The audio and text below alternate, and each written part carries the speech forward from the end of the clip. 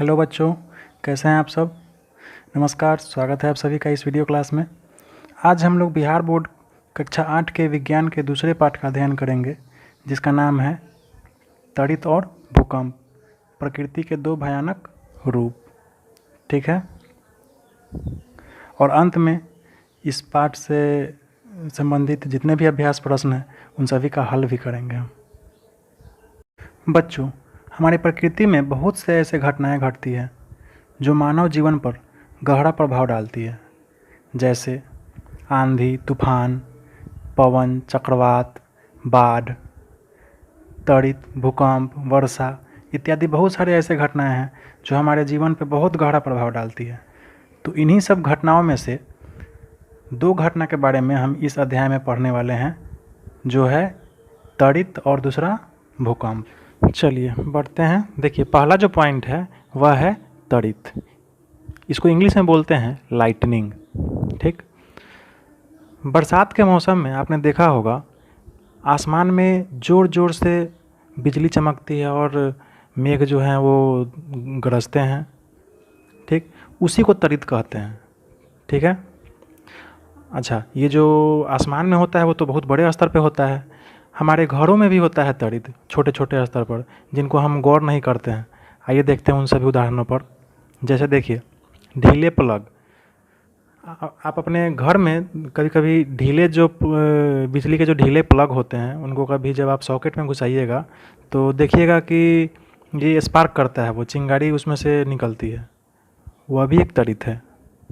ठीक, अच्छा, सर्दियों के मौसम में आप जो ऊनी स्वेटर पहनते हैं और बहुत देर पहनने के बाद जब उसे आप बाहर निकालते हैं तो वो जो ऊनी या पॉलिस्टर का जो कपड़ा है वो चिट चिट का आवाज़ करता है उतारते टाइम।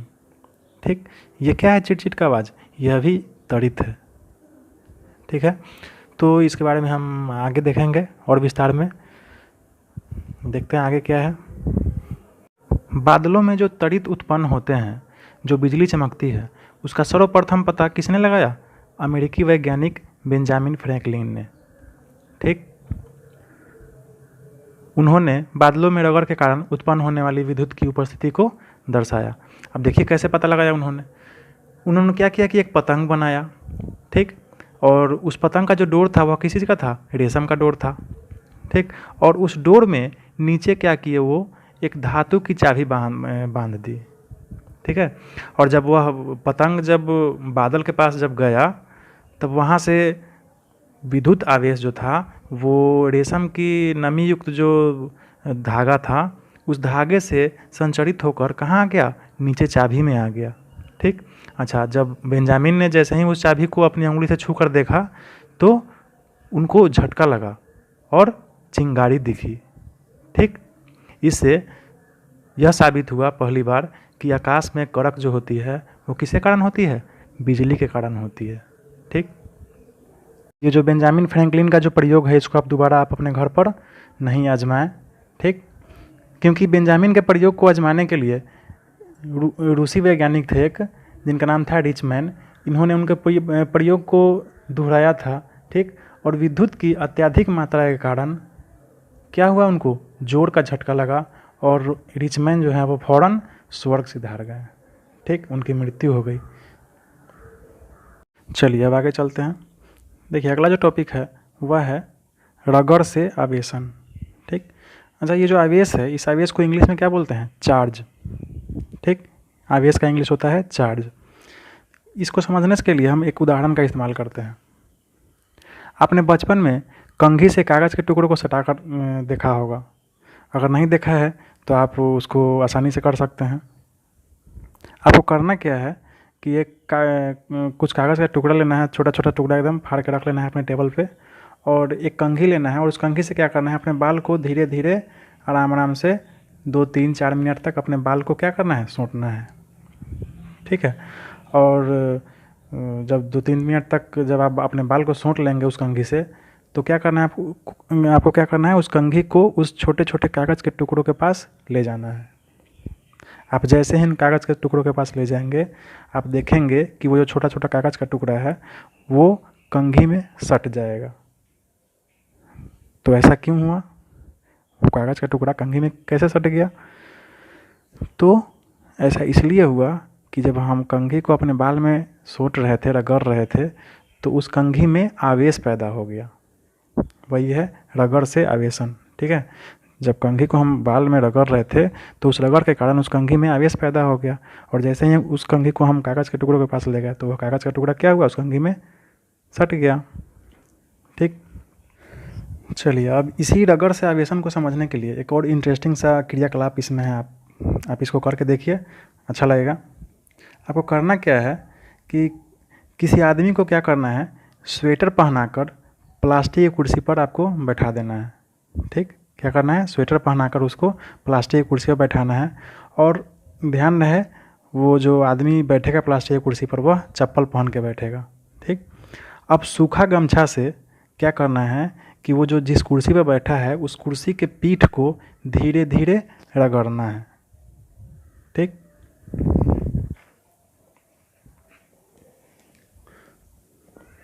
अब देखिए थोड़ी देर तक जब आप रगड़ेंगे उसके बाद क्या करना है, आपको एक टेस्टर लेना है। टेस्टर आपको पता होगा जिसे हम लोग बिजली चेक करते हैं, बिजली में टेस्ट करने के लिए, बिजली को टेस्ट करने के लिए। ठीक, अच्छा थोड़ी देर ऐसा करने के बाद आपको क्या करना है, एक टेस्टर से उसके शरीर को सटाना है। ठीक, आप जैसे ही उस टेस्टर को उसके शरीर में सटाइएगा तो क्या होगा, टेस्टर का बल्ब जल उठेगा, है ना इंटरेस्टिंग। अब सोचिए ऐसा क्यों हुआ। ऐसा इसलिए हुआ कि जब हम तौलिया कुर्सी के पीठ के पीछे रगड़ रहे थे तो उसमें क्या हुआ, उसके शरीर में आवेश उत्पन्न हो गया। ठीक, और वही आवेश जो है वो हमको टेस्टर के माध्यम से दिख गया। तो चलिए अब हम अगले इम्पोर्टेंट टॉपिक की तरफ बढ़ते हैं।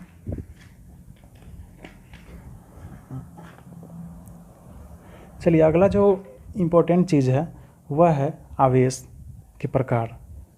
ठीक है, आवेश को हम आपको बता चुके हैं, आवेश को इंग्लिश में क्या बोलते हैं, चार्ज।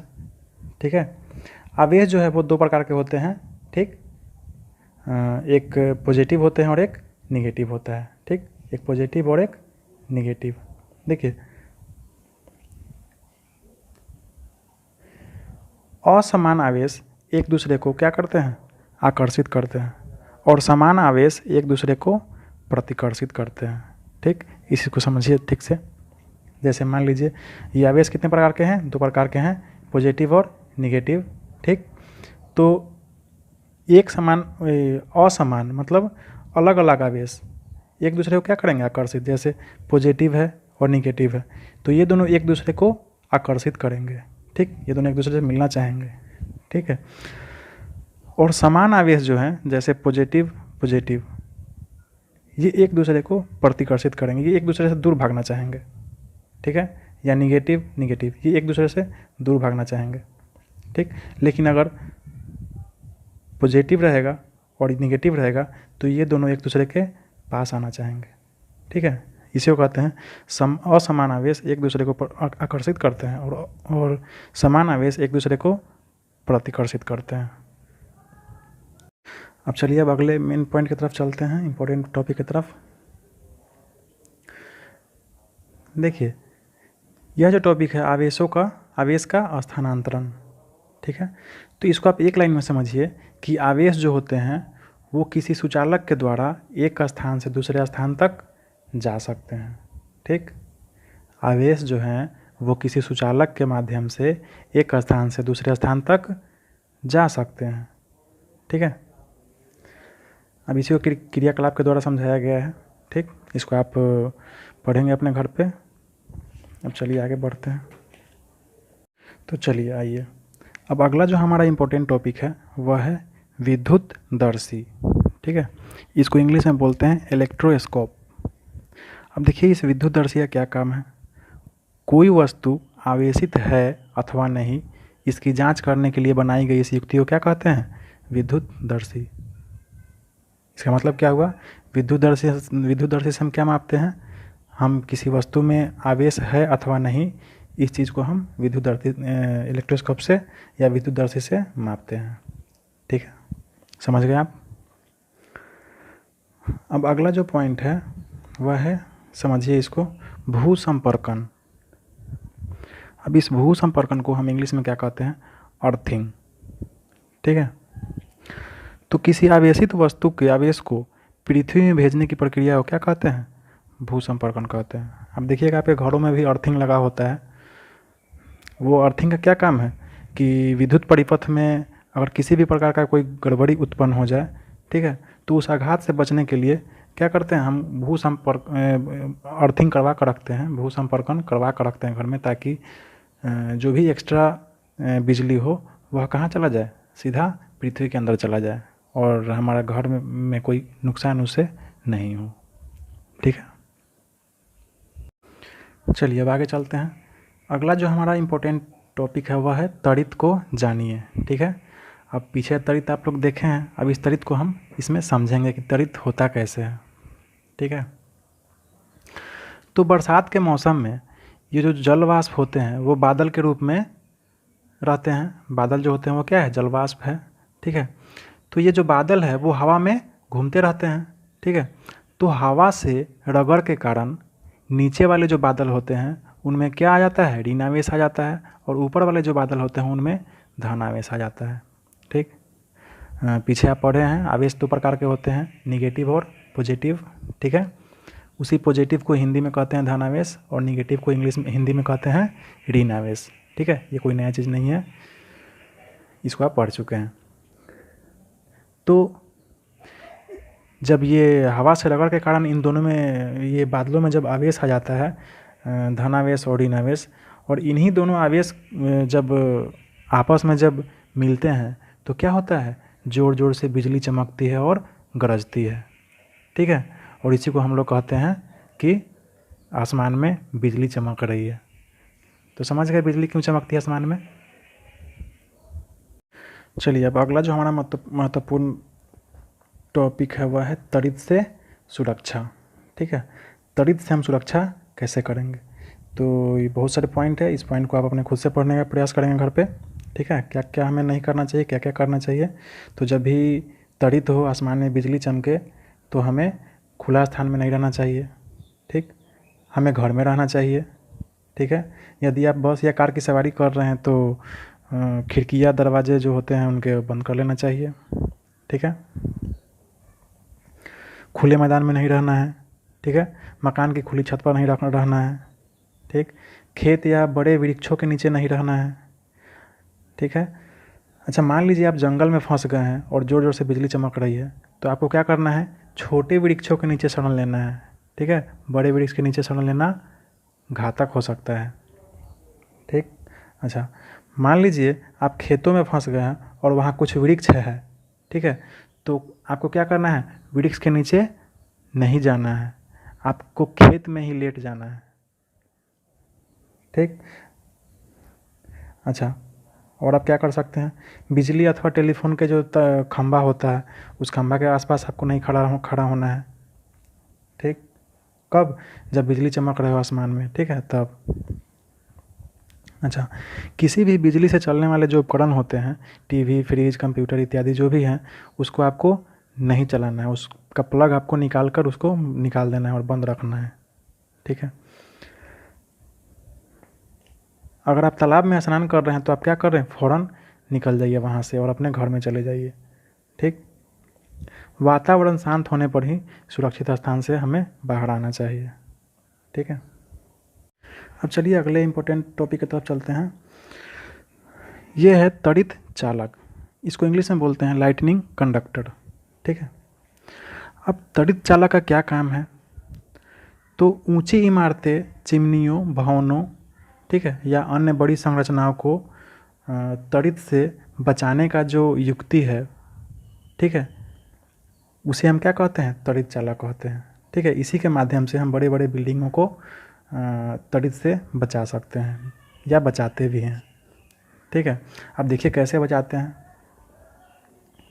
तो हम क्या करते हैं कि हम भवन के जो सबसे ऊपर का जो छत होता है, उस छत पे क्या करते हैं? तांबे के मोटे तार की 3 नुकीली संरचना लगा दी जाती है। ठीक है, उस नुकीली संरचना से तांबे का जो पत्थर होता है, पत्थर को जोड़कर उसे ज़मीन के नीचे 3-4 फीट तक ले जाकर तांबे के प्लेट से जोड़कर मिट्टी से ढक दिया जाता है। ठीक है। मतलब वो जो तांबे का जो मोटा तार जो छत पे लगा हुआ है उसको जोड़ कर कहाँ ले ले जाया जाता है, सीधे ज़मीन के नीचे, ठीक है।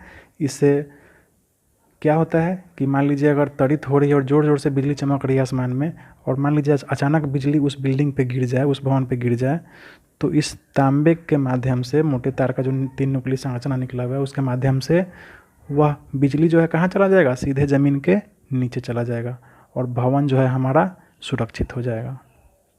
ठीक, तो समझ गए आप त्वरित चालक क्या है। चलिए अब आगे चलते हैं। अगला जो हमारा पॉइंट है वह है भूकंप। अब चलिए आप त्वरित को पढ़ लिए, लाइटनिंग को आप पढ़ लिए, अगला क्या है भूकंप। भूकंप को इंग्लिश में क्या कहते हैं, अर्थक्वेक, ठीक है। अब देखिए इस नाम से ही आपको समझ में आ रहा हो, भू मतलब भूमि और कंप मतलब कांपना, भूमि का कांपना। जब हमारा भूमि ज़मीन जो है वो कांपने लगे अचानक, तो उसको क्या कहते हैं, भूकंप कहते हैं, ठीक है। और आपको तो पता ही है भूकंप जब भी आता है तो ये बहुत सब काफ़ी विनाश लाता है ना, ये हमें काफ़ी हानि पहुंचाती है। तो इस अध्याय में हम पढ़ेंगे कि ये भूकंप क्या होता है, भूकंप होने से क्या क्या होता है और इनके प्रभाव को कम करने के लिए हम क्या क्या कर सकते हैं, ठीक है। आगे चलिए, देखिए चित्र के माध्यम से स्पष्ट है कि ये भूकंप आता है तो कितना विनाशकारी होता है। ये घर जो है एक दूसरे पे गिर जाते हैं और काफ़ी जान और माल की क्षति होती है, ठीक है। तो हमारे बिहार में 1934 में एक बार भूकंप आया था, बहुत ज़बरदस्त भूकंप आया था, है ना, विनाशकारी भूकंप। फिर 1990 में भी आया था और 2001 में गुजरात में आया था भूकंप, गुजरात के भुज में, ठीक है। फिर 2011 में भी आया था भूकंप हमारे बिहार में। अब देखिए भूकंप होता क्या है, ठीक। तो भूकंप पृथ्वी का कंपन अथवा कोई झटका होता है जो पृथ्वी के भीतर गहराई में गड़बड़ी के कारण उत्पन्न होता है, इसे क्या कहते हैं, भूकंप कहते हैं, ठीक है। चलिए अब अगला पॉइंट है वह भूकंप का कारण, मतलब भूकंप होता क्यों है, कैसे होता है, ठीक। अब इस चित्र के माध्यम से समझिए, ये जो चित्र है वो हमारे पृथ्वी का चित्र है, ठीक। हमारा जो पृथ्वी है वो 3 परतों में बटा हुआ है।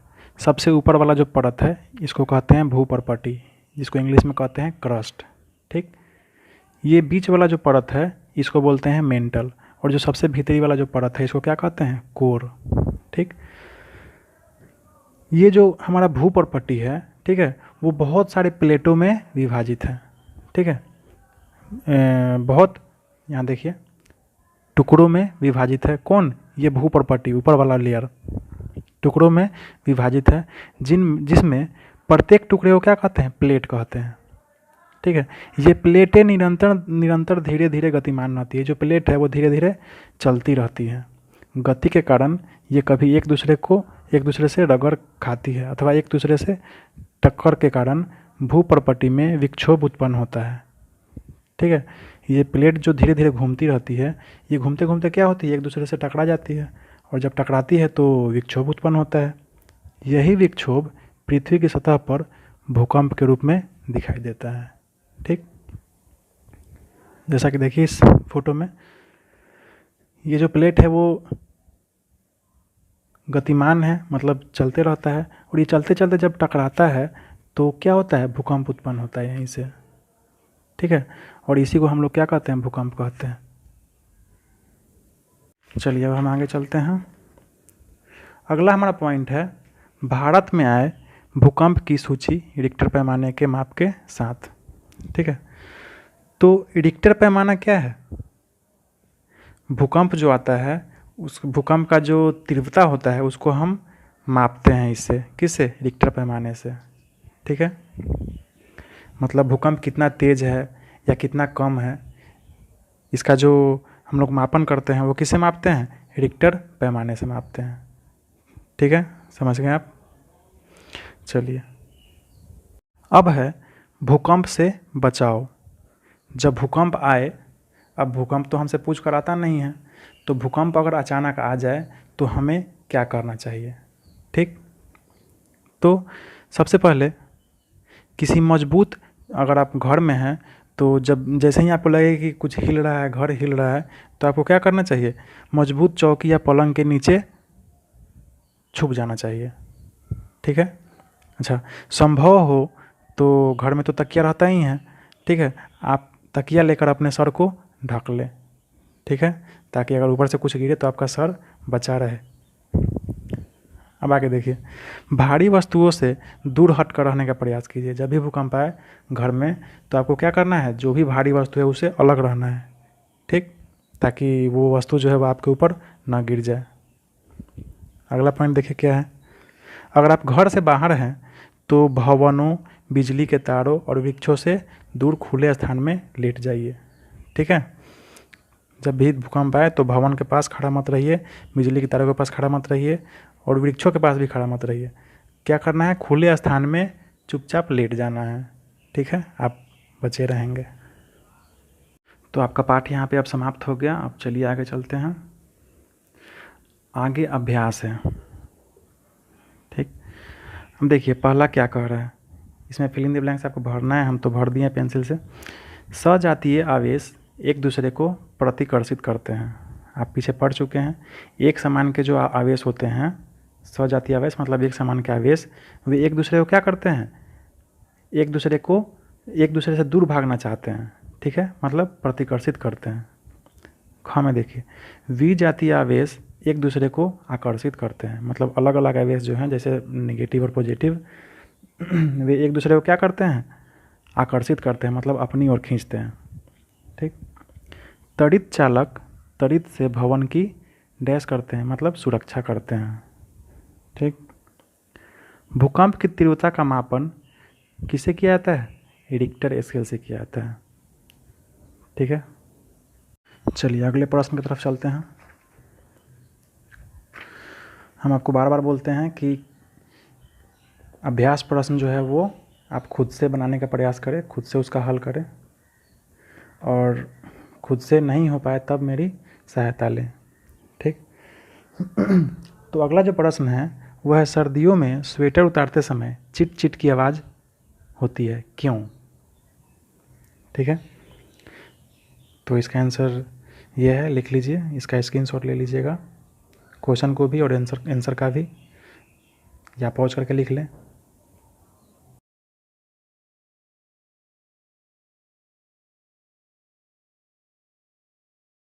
चलिए अगला प्रश्न है, जब हम विद्युतदर्शी के ऊपरी भाग को छूते हैं तो वह अपना आवेश खो देती है, व्याख्या कीजिए। ठीक है, तो इसका आंसर लिखिए।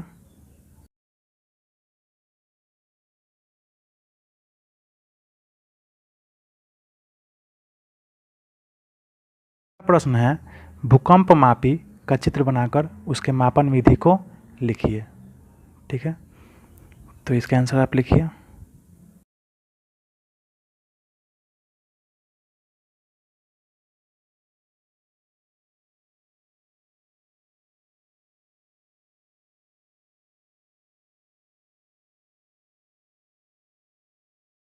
चलिए अगला प्रश्न है, त्वरित तथा भूकंप से अपनी सुरक्षा के उपायों का वर्णन कीजिए।